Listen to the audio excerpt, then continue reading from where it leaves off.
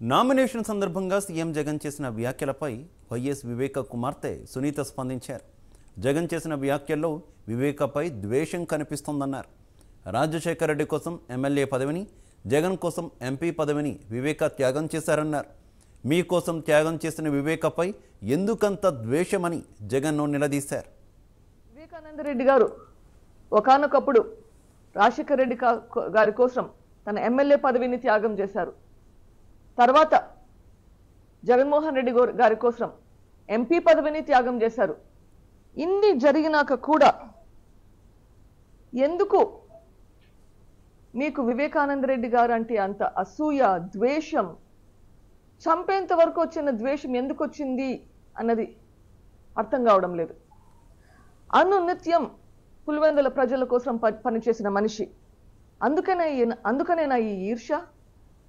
ఈరోజు ప్రసంగం దాదాపు 30 నిమిషాల పైన మాట్లాడారు. ఈరోజు ప్రసంగంలో వివేకానంద రెడ్డి గారి ప్రస్తావన వచ్చింది. వివేకానంద రెడ్డి గారి కేసు గురించి మాట్లాడారు.